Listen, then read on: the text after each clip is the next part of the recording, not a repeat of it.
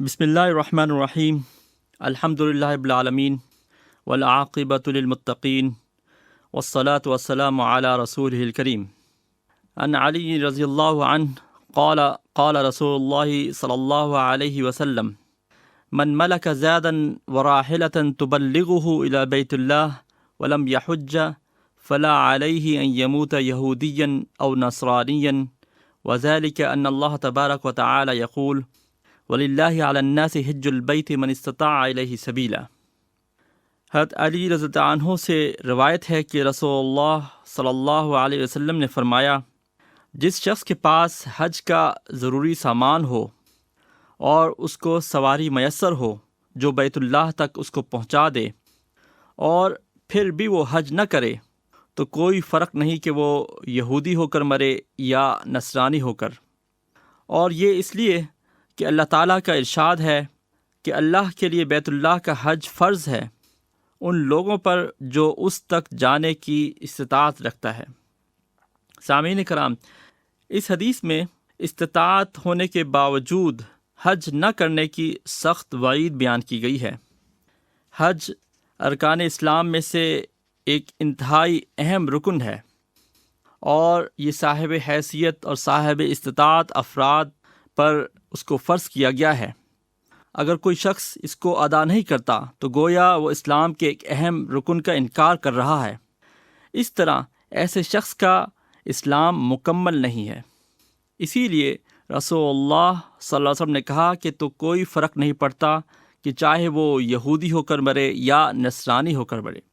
یعنی رسول اللہ صلی اللہ علیہ وسلم اس بات کی طرف اشارہ کر رہے ہیں وہ شخص پھر یا تو یہودی تو ہو سکتا ہے یا عیسائی تو ہو سکتا ہے،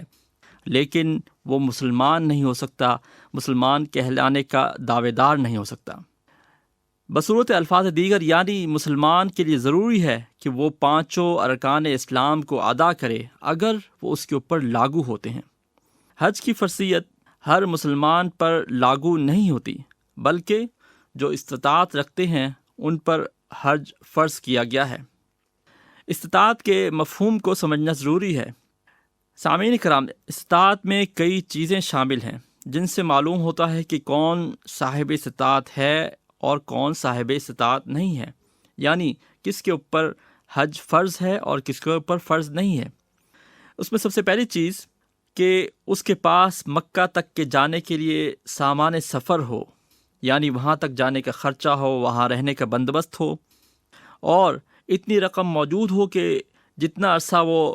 مکے کے اندر گزارے وہاں پر اس کا بندوبست ہو سکے، کھانے پینے کے لیے اس کے پاس خرچہ رقم موجود ہو، اور اس کے ساتھ ساتھ اس کے گھر والوں کے لیے بھی وہ خرچہ چھوڑ کر جائے جو اس کے گھر والوں کے لیے کافی ہو اس کی غیر موجودگی میں۔ تو یہ سب زاد راہ میں شامل ہے جس کا حدیث میں ذکر ہے۔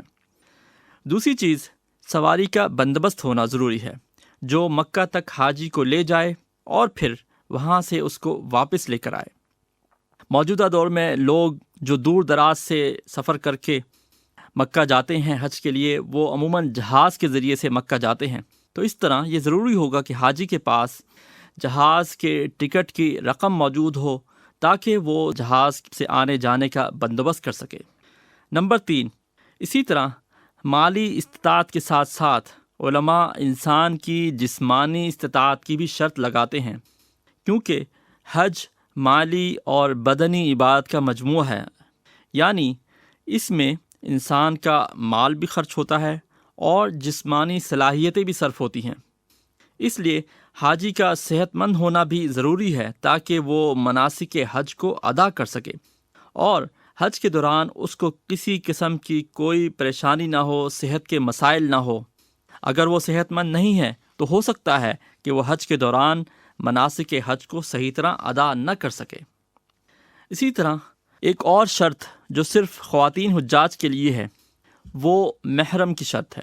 یعنی ان کے ساتھ کوئی محرم مرد ہونا چاہیے جو ان کے ساتھ حج کے سفر پر جا سکے۔ یعنی اگر کوئی عورت مالی اور جسمانی طور پر استطاعت رکھتی ہے لیکن اگر اس کا کوئی شرعی محرم نہیں ہے تو اس پر حج فرض نہیں ہوگا،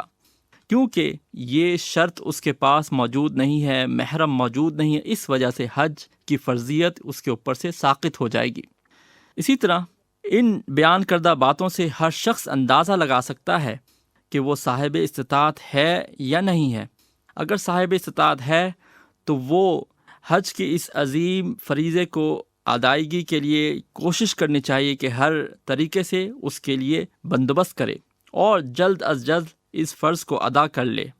کیونکہ ہو سکتا ہے انسان کے پاس مال ختم ہو جائے یا وہ بیمار ہو جائے اور پھر وہ حج ادا نہ کر سکے، جبکہ وہ اس سے پہلے فرض ہو چکا تھا۔ اللہ تعالیٰ سے دعا ہے کہ ہمیں دین کی اس روشن ہدایات پر عمل کرنے کی توفیق عطا فرمائے۔ وآخر دعوانا ان الحمد للہ رب العالمین۔